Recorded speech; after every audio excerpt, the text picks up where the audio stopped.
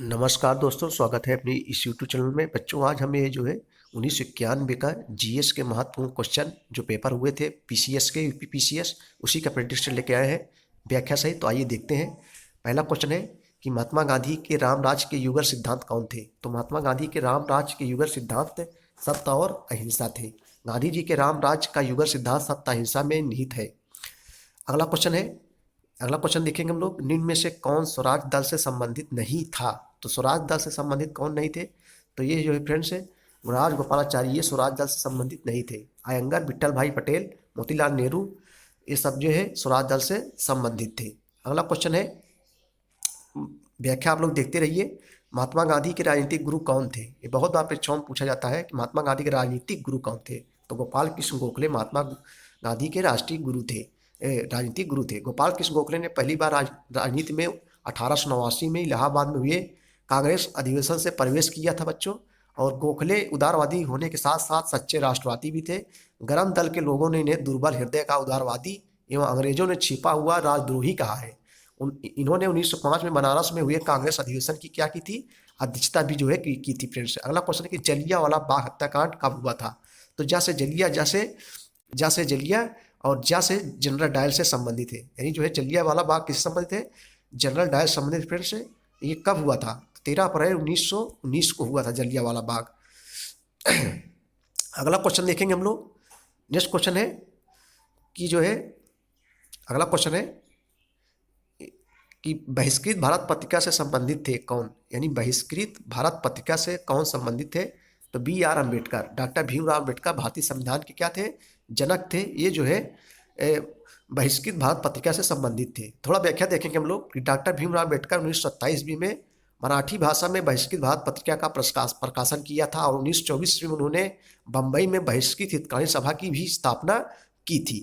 अगला क्वेश्चन है friends, Gandhi Irwin समझौते में किस आंदोलन को रोकने का प्रावधान था। गांधी इरविन जो समझौता हुआ था, इसमें किस आंदोलन को रोकने का प्रावधान था। तो फ्रेंड्स जो है सबने अवज्ञा आंदोलन रोकने का जो है प्रावधान था। थोड़ा हम इसकी व्याख्या देखेंगे।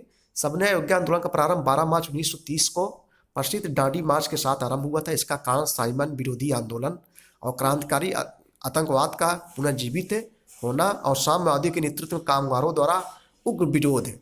नेहरू रिपोर्ट का आविष्कार किया जाना था। गांधी जी ने 31 जनवरी 1930 को 11 सूत्री प्रस्ताव रखा, जिसकी मुख्य मांगे इस प्रकार थी। आप लोग बच्चों देख लीजिए, जो है यही जो है इनकी मुख्य क्या थी, गांधी जी की सूत्री मांग थी। अगला क्वेश्चन है कि विदेश में प्रथम स्वतंत्र भारतीय सरकार किसने स्थापित की थी। विदेश में प्रथम स्वतंत्र भारतीय सरकार किसने स्थापित की थी।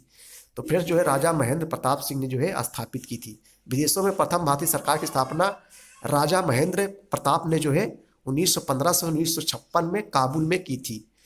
अगला क्वेश्चन है कि भारतीय राष्ट्रीय कांग्रेस का लाहौर अधिवेशन कब हुआ था फ्रेंड्स।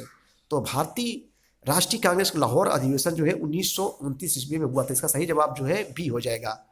नेक्स्ट क्वेश्चन है, अगला क्वेश्चन है फ्रेंड्स, देखेंगे हम लोग। देखो 1929 में भारतीय राष्ट्रीय कांग्रेस का लाहौर अधिवेशन हुआ था। इसकी अध्यक्षता में पंडित जवाहरलाल नेहरू ने की थी। इसकी अध्यक्षता किसने की थी, पंडित जवाहरलाल नेहरू ने की थी। अगला क्वेश्चन है कि बंगाल का एकीकरण किस सन में संपन्न हुआ।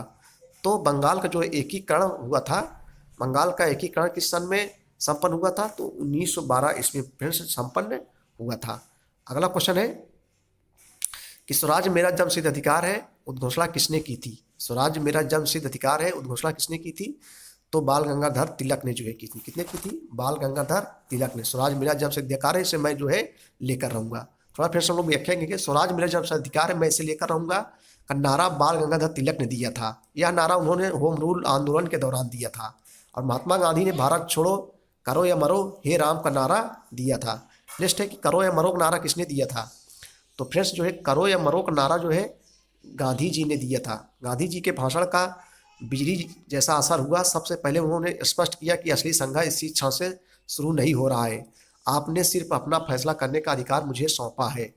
अगला क्वेश्चन है कि होम रूल लीग आंदोलन सर्वप्रथम किसने प्रारंभ किया। तो होम रूल लीग आंदोलन सर्वप्रथम जो है एनी बेसेंट ने जो है प्रारंभ किया था। किसने फ्रेंड्स जो है एनी बेसेंट ने प्रारंभ किया था। अगला क्वेश्चन है फ्रेंड्स, देखेंगे हम लोग नेक्स्ट है देखो, इन्हीं बेसेंट का जन्म 1887 में लंदन में हुआ था और 1867 में अपने आपने दुखद वैवाहिक जीवन की समाप्ति के बाद वे परिवर्तनशील प्रयासों में रुचि लेने लगी थी। अगला क्वेश्चन देखेंगे, भारतीय राष्ट्रीय कांग्रेस की स्थापना किसने की थी?